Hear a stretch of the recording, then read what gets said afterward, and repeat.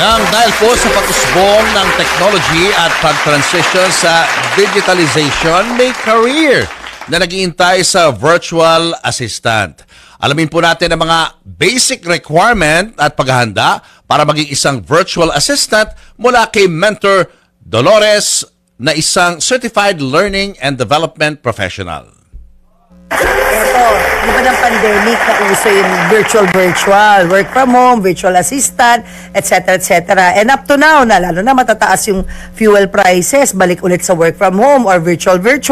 Alam nyo ba, even before the pandemic, may gumagawa na nito hanggang nauso na rin pala to at ngayon ko lang nalaman. Pero paano nangyari yun na even before the pandemic, there was a need na pala for this, a virtual professional career, online, lalong-lalo na yung mga maraming transaction.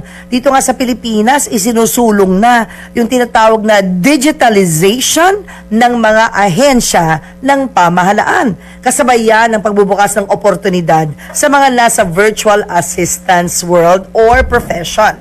Pero walang shortcut sa VA industry dahil kailangan pa rin ng preparedness, professionalism, training. At yan ang misyon ng virtual professional na si Mentor Dolores. Hi, Mentor Dolores. Welcome to our show. Hi, Miss Tin. It's nice to see you again. Thank you so much for inviting me here. I'm very happy to share yung mga, after many years. Likewise, I'm so happy to see you also. Thank you. Kasi nag-meet ko kami ni Mentor Dolores. Nung parang 1-year-old lang po yung anak ko. As in, can I say where? Yes, of sa Enchanted Kingdom. Na naging partner natin recently lang dito sa ating show. So, I did some storytelling there. And you know me by the name na? And no, Mentor Dolores by the name of Tiny Bubbles. Yes. Yun yung time na naimbitahan ako na Enchanted Kingdom na magbasa. So, nag-storytelling ako and ang sarili kong book mismo na ako mismo yung sumulat, yung aking in-storytelling. Yes. So, ang 1-year-old ko then, na anak ng mga 2011 yun, 16 years old na, Tiny. Parang I cannot imagine the idea. Tumanda tayong gano'n. Ano na tayo? Age is just a number. I know, right? Sa age, parang may itsura natin, bagets pa rin. I know, that's true. Anyway, so nagulat nga ako nung minessage mo ko na ito nga pagiging virtual assistance mo. Taong 2014? Yes. Tell us about it. Yeah, it was the time when I left EK. Sabi ko, meron kayong way na kumita ka sa bahay? Kasi nakakakita na ako nun sa sa internet pa lang eh. So I investigated or researched about it. Meron naman. Kaso during the time, ang taas ng maraming scam. Not from the Philippines, sa ibang bansa. So may entice ka. Sometimes you would, akala mo, nag-a-apply ka. Yung pala, hindi. And then finally, I found an agency na talagang pure work yung binibigay. So that's why when I started, it's an Australian outsourcing agency. I started as a VA. And di ba events ako sa previous kong work. Yeah. So nagamit ko siya, na-transition ko yung event skills ko or management skills to becoming a VA. Kasi yung first client ko, naghahanap ng events management VA. So sabi ko, pasok sa banga. This is it, man. Yun correct. Ikaw mismo yun. Yes, so in-applyan ko and fortunate naman na napili ako na out of the how many candidates. Yeah. So I helped the Australian client na imagine mo, nagmamount ako ng event from the Philippines in Australia. Wow. I haven't been there. Yeah. That's the thing.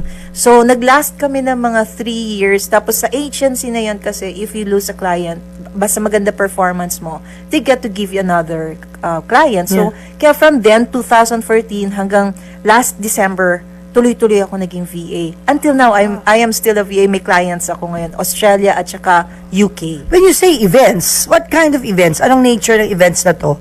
It's a female group or community that they do training, conferencing, so ganyan. Pero face-to-face. So, I choose the venue for them and then I choose the speakers na, halimbawa, they talk about time management. So, these are business owners na puro female sila group or community. So, that's what I do. I liaise with the venue, the food that they're going to be serving kasi doon strict sila sa food eh. Meron silang dietary requirements. Hindi kagaya dito, parang dito sa atin, okay lang na hindi mo itanong sa audience or sa guests mo kung anong dietary requirements. Basta may pansit, lumpia. Doon hindi. You have to follow yung ganon. So, medyo strict. And then, from there, iba-ibang areas in Australia yon. So there's Parramatta, Northern Beaches. So there were 7 venues that I was handling all by myself. Yeah. So, gano'n, natuto ko. What's really striking during that time is, galing ako ng events, pero hindi ko alam yung mga business tools. And doon tayo medyo nahirapan kasi dito sa Philippines hindi tayo mahilig sa business tools. Wala tayo masyado noon. Puro tayo paper, logistics, check. Doon, we have to use different tools. I have to learn some event management tools, CRM, or we call it as customer relationship management dashboard. So, yun yung mga pinag-aralan ko kasi hindi ako sanay sa ganong klase ng tools. So, from there, na-honed ko yung skills ko, and then after 2 or 3 years, I created a community. It's called the Philippine Home-Based Virtual Assistance Community. It's a Facebook group. Nag-mass siya to at least 300,000 members. So, meaning to say, may mga taong naghahanap talaga ng ganong opportunity. And when you told me, or when you opened about the pandemic, it was not during the pandemic na nag-boom ang VA industry kasi nandyan na siya. So what I did during that time, I was knocking into small, medium companies here. Yeah. Not to teach them as VAs, pero to teach them the idea of pwede pong mag-work ang mga employees nyo from home. Kasi nung time na yun, ang problema na natin, traffic. The people are not being productive. Diba? Imagine mo ilang oras. Naubos yung oras mo sa traffic. Pagod ka na pagdating mo sa office. Yun. Kaso here, sanay tayo sa micromanagement. So parang sa kanila, they cannot fathom the idea na, yung empleyado ko mag-work from home, paano ko malalaman nagtatrabaho siya? Nangyari ang pandemic. Ayan na. So lahat sila parang, paano to? 360 degrees. Yes. Hindi tayo prepared for that. And fortunately, meron akong kaibigan na maliit lang yung business niya. Tapos yun ang tinry ko para maging case study style. So yun, nakita niya na pwede naman It pala. works pala. During that time, she was about to close shop. Kasi nga hindi niya, entertainment industry siya Doon nag-start yung mga influencing. Diba? I think doon ka rin nag-start mag-vlogging. 2020. So nakakita siya ng opportunity na hindi naman pala dapat kang mag-close. You just have to pivot. That's the word that we all use, no new normal, diba? Yeah. So that's how it started, but not really during the pandemic na dun lang na-introduce ang VA. Tagal mo lang ginagawa. Parang 2014. pinipare ka ni Lord for it, no? I love Imagine. it. Tumayo yung balahibo ko, Steve. Diba? Parang pinipare ka ni Lord for it, Amen, yes. Kasi imagine na nagagawa mo na yung event na sa Australia, Opo. dito mo lahat, tapos di ka pa nakapunta na Australia, you said, never. diba? Dito mo lahat inaayos, hindi lang yung speakers, pati yung venue, Yes. pati yung kakainin. True. Ang galing. And imagine every event, less than 20 yung attendees. So, either above 20, pinaka-max namin siguro 20 or 15. Yan na yung pinakamababa. Tapos 7 venues yon. Every week yon. Wow, at face-to-face yan doon, ha? Sila, Australia. pero ako hindi. Doon. Kumbaga, pagdating nila doon, naayos mo na yung venue, pati yung kakainin nila. Yes. Ang galing. And they That's call such me a there thing. Maria. Kasi ang pangalan kong hirap i-pronounce. Dolores. Ayoko naman gamitin yung tiny, parang hindi seryoso. Maria.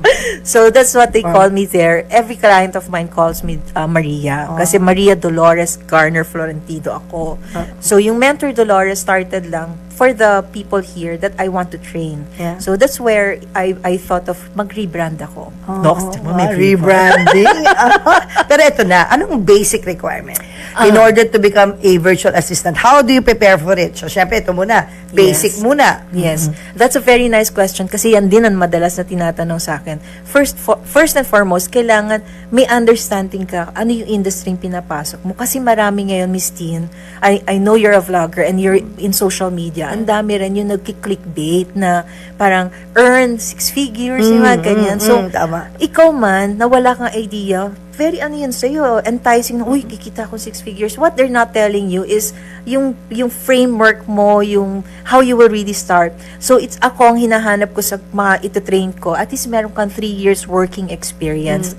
Hindi as a VA.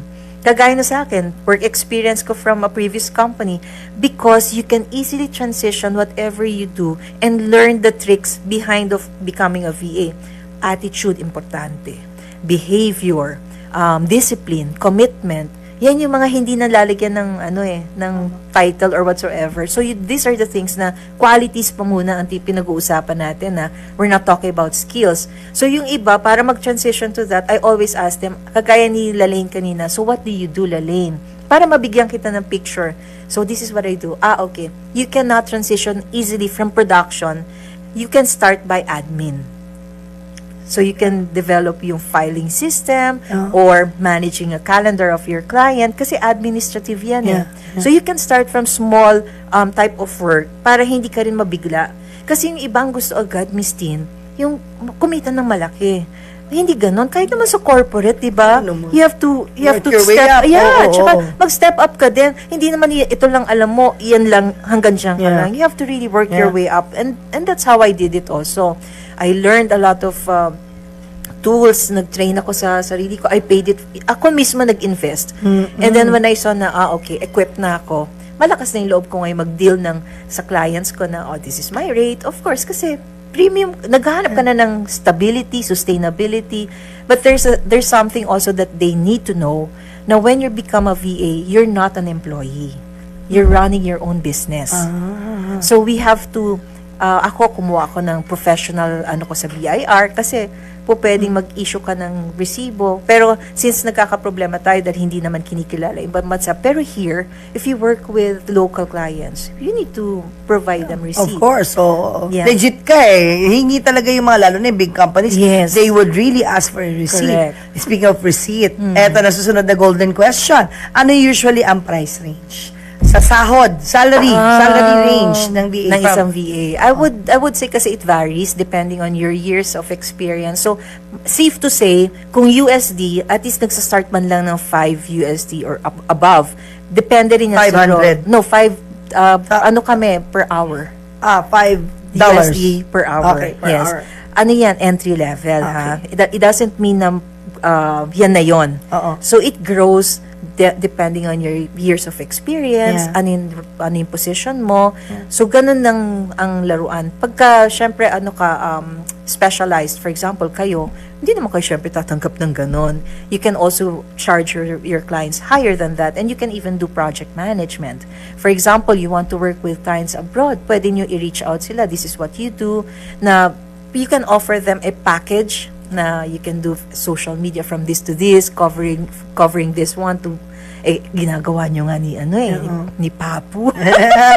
So you can really reach out to clients na, marami kasi mga clients na mga agencies that they handle multiple clients also for marketing, not only marketing, social media, digital marketing, which yung ginagawa ninyo ni Papu. What you're doing is digital That's true. So what you do is that do you give trainings to those who want to become VAs on a, let's say, person-to-person, one-on-one, or dapat maramihan, isang korporasyon? No, I don't do maramihan kasi alam mo, mahirap i-monitor.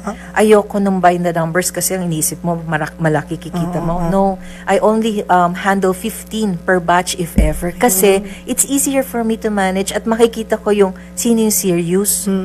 Kasi kailangan mo maging serious dito. May iba nagpapa-endorse sa akin na maghanap ng client, ako yung magbibigay ng client. I don't do that. Kung hindi ka nga nagpaparamdam sa akin during training, why would I endorse you, diba? Because clients are looking for partnership. Hindi sila naghahanap ng to-do list type of a worker or a VA. They need someone who would understand how to grow their businesses. And you're that person. You will provide them that insight, you would give them suggestion because they will listen to you. That's why kanila hinahire. Parang they're removing yung mga yung mga menial tasks nila and giving it to you because they want someone to run they want someone to run their business na they can feel comfortable na okay yung aking partner. So sa makatuwid, pag nag-training ka, let's say, ng small group or maybe one-on-one, pwede yun, Yes. Pag equipped na siya with all the skills that you have as their trainer, mentor na. Pwede na ngayon silang magsulat sa mga companies na, hi, I'm a virtual assistant, blah, yun, and then confident na siya. Kasi sa'yo nag-aral, di ba? Meron kang binibigay na certificate as proof that they underwent. Na ganong training program. And since AI-based na tayo, I also created a platform na para silang nagsisimulate na na kahit wala siya experience, pagdadaanan niya yung experience na, ganito pala pag mag-a-apply ako sa agency, ganito pala yung gagawin ko pag mag-a-apply ako with a direct client. So, para makita nila na full picture ba, full experience na, okay, hindi pala po pwede. Yung pagkatapos ko ng training, maghihintay lang ako ng client. No, clients will not come to you. Yeah. You have to sell yourself, you have to market yourself. Yeah. They have to see value out of the amount that they're going to be investing on you. So, yun, kailangan mo makita yun. Hindi siya yung, ito lang yung tools, ito lang yung aaralin mo. Yeah. What will happen with the tools? Alam ko na yung tools, but I don't know how to sell myself. So, tinuturo mo rin yan? Yes, they have how to sell yourself. Yes. O ito na, syempre, invite mo na sila, yung mga nakikinig sa atin ngayon. I-sell mo na yung self mo. I will sell myself. This is my elevator pitch. Elevator pitch. Go ahead, Thank Mentor you, Miss Dolores. Tintin, once again. And I would like to invite everybody, saan ba ako titingin? Sorry. Okay. Your camera? I'd like to invite everybody, if you're interested to transitioning from being an employee, no, at least meron kayong 3 to 5 years work experience or up. If you're thinking na ng work from home, just visit my page. It's Virtual Professional Training page. That's my personal account actually. Pero there's another page for it. It's called Virtual Professional Training page. Doon ko pinopost lahat yung aking schedule for training. And I'm not selling my training to earn for myself. What I'm really aiming for is to help qualified talents na talaga maintindihan yung industry. Kasi I'm not after profiting, you know. And that's why I reached out to you, because I saw that's how you are doing it, no? My passion for teaching is not because I want to be known as whatever. My passion is, nakikita ko may pangangailangan sila. Yeah. And for you to spend your hard-earned money kung saan-saan lang, dito ka pumunta Invest ka dyan. diba? Invest in yourself. Yes. Best investment yun. Yes. So you have to also understand na hindi ito one time, big time. It's a career that you're developing over the years, based on my experience. 2014 nga po. Nag-start ako as a VA. Pinaka-last kong role, Miss Teen, was operations manager. I handled hundreds of VAs already all over the Philippines, plus their clients, kasi ako din yung client, So imaginein mo yon, nakita ko yung in and out, diba? That's why when I retired last December, sabi ko, I will make it my goal to help Filipino professionals to really transition properly na hindi nagmamadali. Kung gugustuhin niyo to, ngayon pa lang mag-prepare kayo para in the future, hindi ko na masasabi mag-resign kayo agad now eh. In the future, if this is the choice of career na gusto niyo, at least alam niyo, ito palang dapat kong gawin. Kasi yung iba nagmamadali, Miss Teen, pagkatapos ng training, gusto kagad client. May gulay, hindi po ganun yun. It was an eye-opener. I'm glad to have you here Thank you, today, Miss Teen. Tiny Mentor Dolores, because what you've achieved so far is not tiny. It's huge. Ang dami mong na-change na lives. Thank you. So I hope that after your guesting here, mas marami pang And adding to that, Miss Teen, if I may, aside from being a VA trainer, I started also not naman business talaga, pero it's close to my heart talagang pagtuturo.